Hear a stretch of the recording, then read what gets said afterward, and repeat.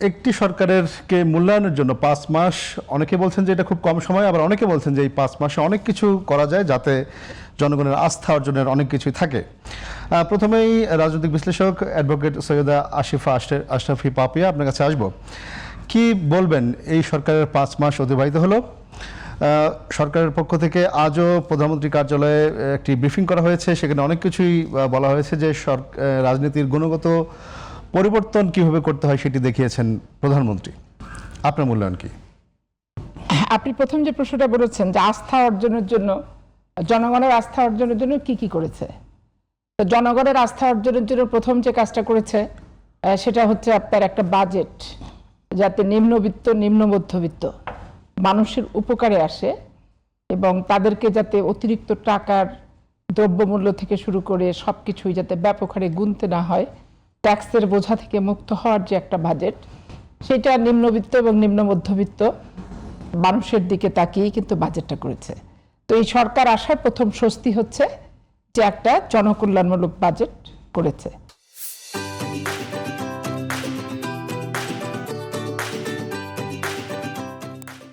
আচ্ছা, তখন বাজেটের ঘাটতি বাজেট হোক, ব্যাংক থেকে লোন নেওয়া বাজেট হোক, কিংবা রাষ্ট্রের বিভিন্ন বহির্রাষ্ট্র থেকে লোন নেওয়া হোক, এইভাবেই বাজেট হয়ে আসতেছে দীর্ঘ 15 বছর। আপনারা দেখছেন যে বাজেটের আকৃতি অনেক বড় এবং হচ্ছে বাজেটের খরচ এই ব্যাংকের উপর থেকেই ইয়ে করছে।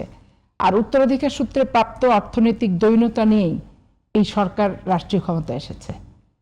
মধ্যপ্রাচ্যে যুদ্ধই যে শুধু ছিল তা না, এর ভিতরে 15 বছর আওয়ামী লীগের দুঃশাসন, হরিলুট এবং বাংলাদেশ ব্যাংক পর্যন্ত ডাকাতি হয়েছে। এবং আওয়ামী লীগের 2 টার্মে 3 টার্মে 19 আর 4 যতগুলো ব্যাংক হয় সব ব্যাংক কিন্তু জামানত শূন্য ব্যাংকে রূপান্তরিত হয়েছে। তারপরে ডক্টর ইউনূস সরকার ক্ষমতায় আসার পরে সে আর এক তেলেসমাতি করেছে। ধরেন নিজের যা ট্যাক্স ম্যাক্স যা ছিল সেগুলো সে তো মওকুফ করেই নিয়েছেন।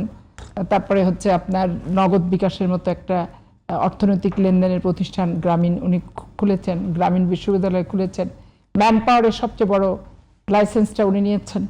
তো ওনার যেটুক আখের গুছিয়েছে, যেটা বাংলাদেশের ইতিহাসে কোনো অন্তর্বর্তীকালীন সরকার, তত্ত্বাবধায়ক সরকারই বলেন, ওই 6 মাস 9 মাস 1 বছরের জন্য ক্ষমতায় নির্বাচনের প্রতিশ্রুতি দিয়ে এসে এই ধরনের অর্থনৈতিক লাভবান হয়, এটা আমি 91 সালেও দেখিনি, 96 দেখিনি, 2001-এও দেখিনি, 8-এও দেখিনি। 8 আপনার যদিও সিটিং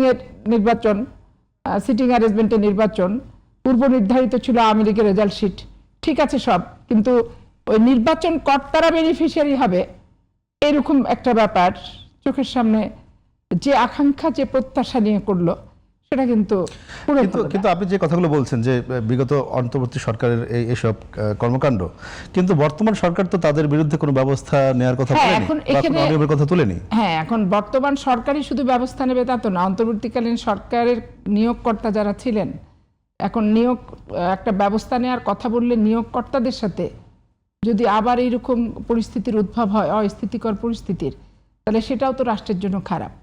যার কারণে বর্তমান সরকার ক্ষমতায় এসে একটা বিশাল অগ্নিপিণ্ড হাতে পেয়েছে, যে অগ্নিপিণ্ডতে বসলে নিজের শরীর জ্বলবে, পাশে দাঁড়ালেও ঝালাসটা লাগবে, কিন্তু ওইখান থেকে সরার কোনো কায়দা কিন্তু নাই। তো স্বাভাবিক কারণেই যেমন রাজনৈতিক সহিংসতা বলতে যেটা বোঝায় পক্ষ প্রতিপক্ষের যে মারামারি, এক দলের সাথে আর এক দলের, সেই সহিংসতাগুলো কমেছে, কিন্তু পারিবারিক সহিংসতা বেড়েছে। মা ছেলেকে মারছে, ছেলে মেয়েকে মারছে, জমি জায়গা এইসব নিয়ে যে ব্যাপারগুলি এগুলি বেড়েছে। তো সব মিলামিশায় 5 মাসের যে ব্যাপারগুলো অস্বস্তিকর পরিবেশ হচ্ছে, এই যে কথায় আমাদেরকে লন্ডন পাঠিয়ে দিবে, মানে ব্যাগ এবং পাসপোর্ট দুটো রেডি করে রাখতে বলতেছে এনসিপি এবং জামাত ইসলাম, 2টো সংগঠনের প্রধানেরা। এই হুঙ্কারটা কিন্তু আওয়ামী লীগকে 15 বছর দেয়নি যে তোমাকে দিল্লিতে পাঠাবো, তুমি পাসপোর্ট রেডি করো, কি তুমি সুটকেস গুছায় রাখো, কি তুমি এয়ারলাইন্সের টিকিটটা বুক করে রাখো, সেটা কিন্তু কখনোই বলেনি। কিন্তু বিএনপিকে বলছে। তো বিএনপিকে যে বলছে, তারপরে এই যে আপনার ছাত্র আন্দোলনের নাম করে ছাত্রদের সমস্যার সমাধান শিক্ষা প্রতিষ্ঠানে করতে হবে, শিক্ষার সাথে সংশ্লিষ্ট ব্যক্তিবর্গকে নিয়ে কিন্তু করতে হবে, এটা রাজপথে আসার কিন্তু কথা না। কিন্তু রাজপথে আসার পরে প্রত্যক্ষ বিরোধী দল ডাইরেক্ট কিন্তু সমর্থন দিয়ে দিল, সেটাকে এখন পর্যন্ত চেষ্টা করতেছে যে আন্দোলনে রূপ নেওয়া যায় কিনা। তো এইখানে হয় কি, রাষ্ট্রের ভালো শুধু সরকারি দল চাইলেও হয় না, বিরোধী দল চাইলে হয় না। এটা একটা সম্মিলিত প্রচেষ্টা, সম্মিলিত রূপ একটা। তো এই সম্মিলিত প্রচেষ্টা হলে 5 মাসে যতটুকু করেছে সরকার, অনাস্থার জায়গায় এখনো এই সরকার যায়নি জনগণ এবং সাধারণ মানুষের।